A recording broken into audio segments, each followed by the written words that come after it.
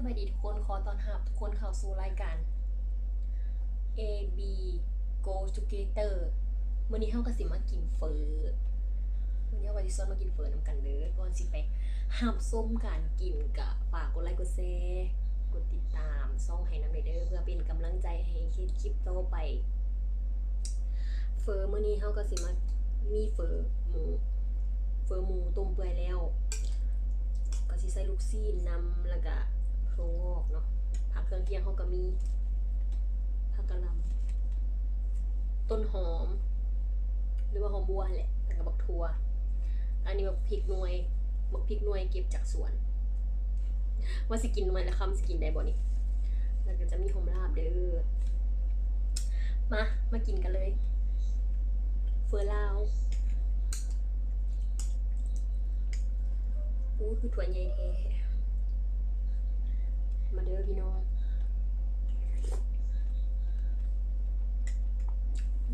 แซ่บ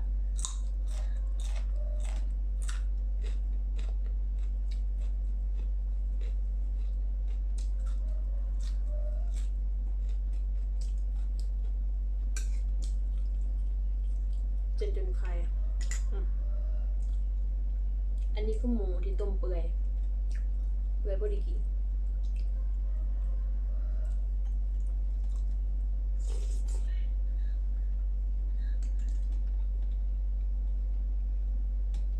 ใส่แต่หมูบ่ได้ใส่สิ้นงัวใส่หมูแล้วก็ลูกชิ้นแล้วก็เส้น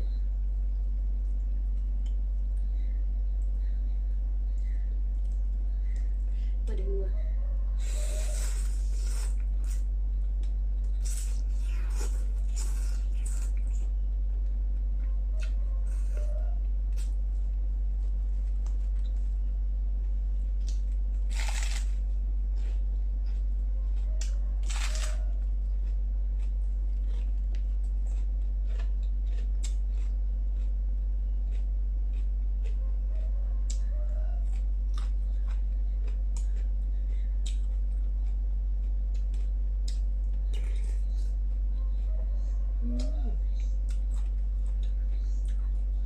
รสชาติโอ้ยรสชาติเฟอกะปรุงตามใจมากเนาะผู้ใดมากแบบใดก็ปรุงแบบนั้นสำหรับคอยเองกินแบบรสชาติสมหวาน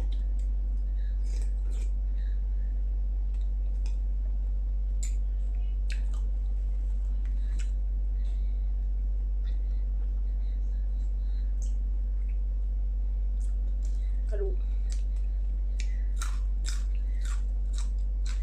ตัวที่แซ่บต้องกับบักถั่ว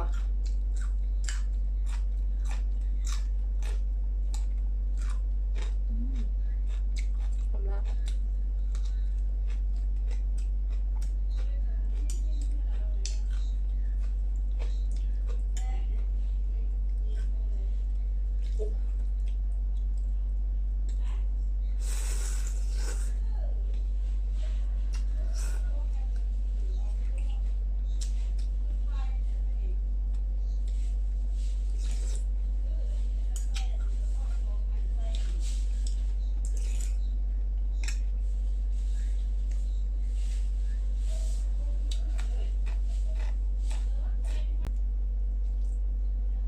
มาจ้าคำนี้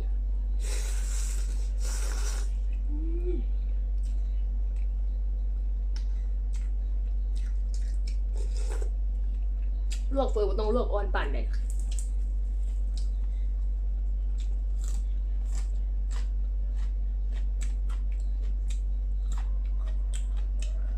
กับพริกหน่วยใส่แซ่บหอมต้นหอมกระดังหิน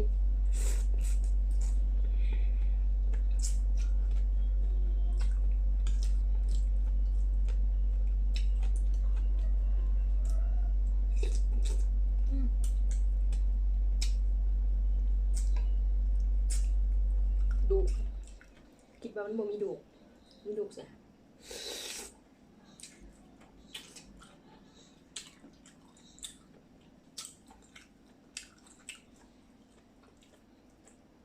แซ่บ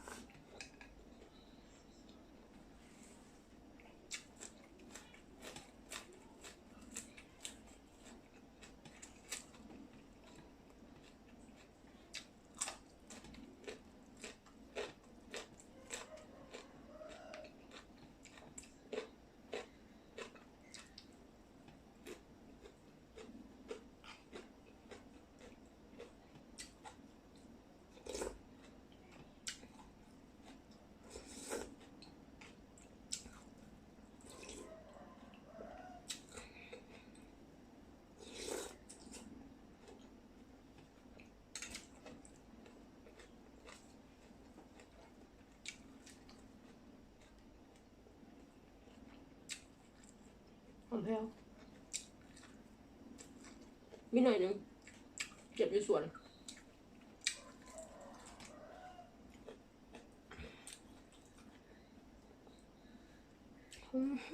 ตอนนี้ขออนุญาตเดี๋ยวคำใหญ่ๆขอโทษขออภัย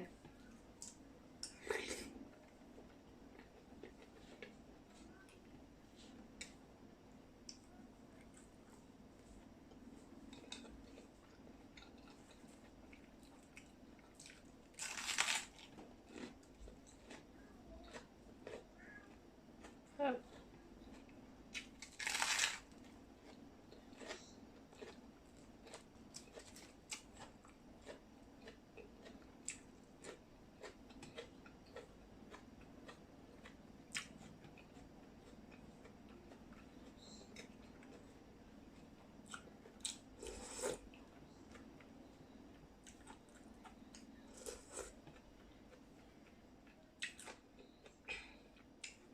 สีม่วง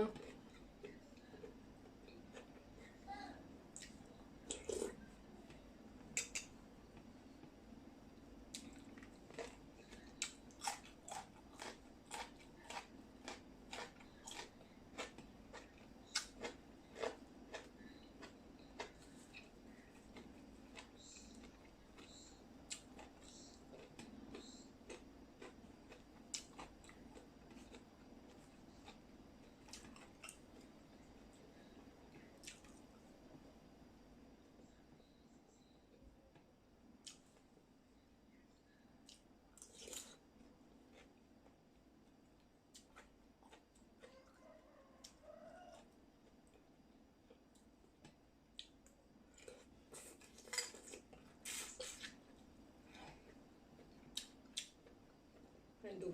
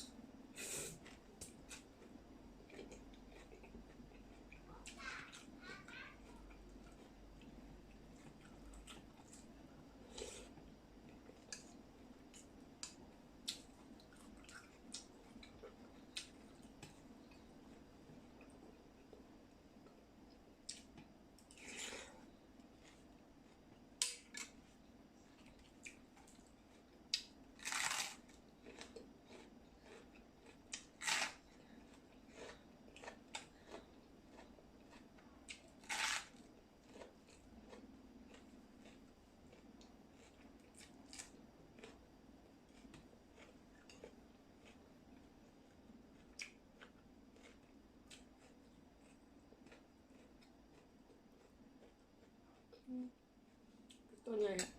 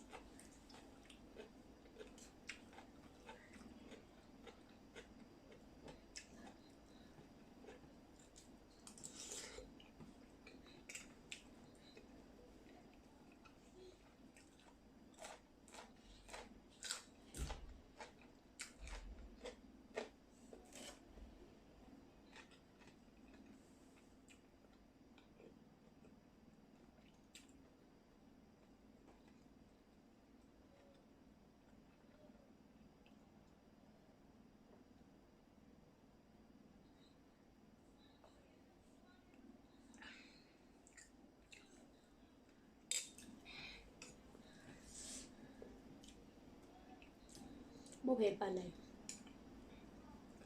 ปกติสิกินเผ็ดกว่านี้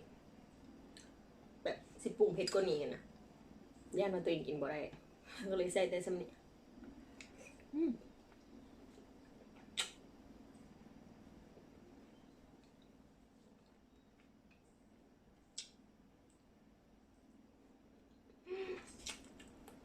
ดูหลายขึ้นมาดูออกก่อน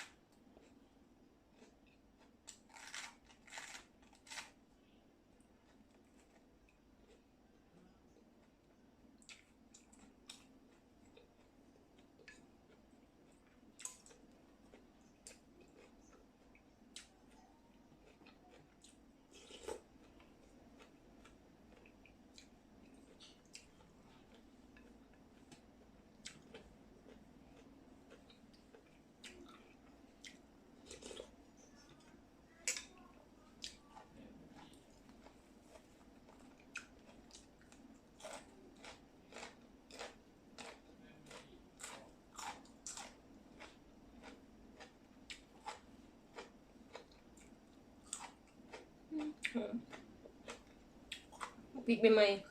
ๆเก็บมาใหม่ๆจากสวนเวลากินกาแฟนะเข้ากันแห้ง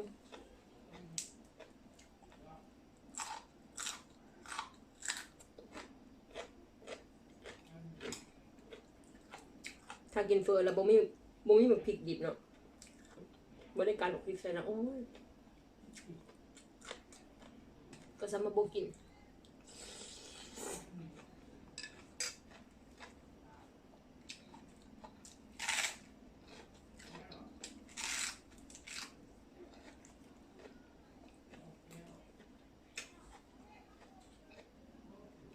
เวลากินเฟอแก้มกับกะหล่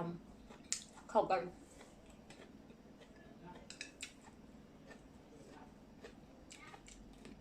ถั่ว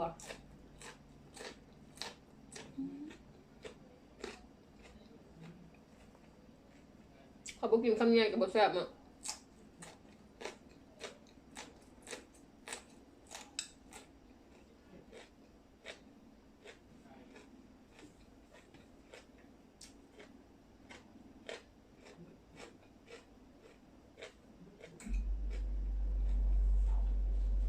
เจ๋งเลย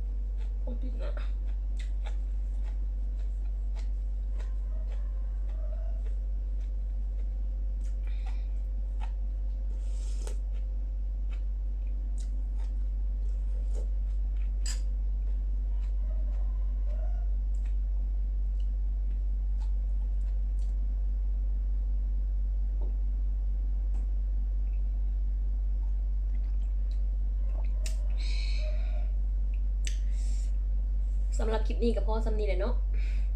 เอาไว้เจอกันคลิปหน้าเด้อฝากกดไลค์กดแชร์แน่เพื่อเป็นกำลังใจให้ B และก็ A ให้คลิปต่อไป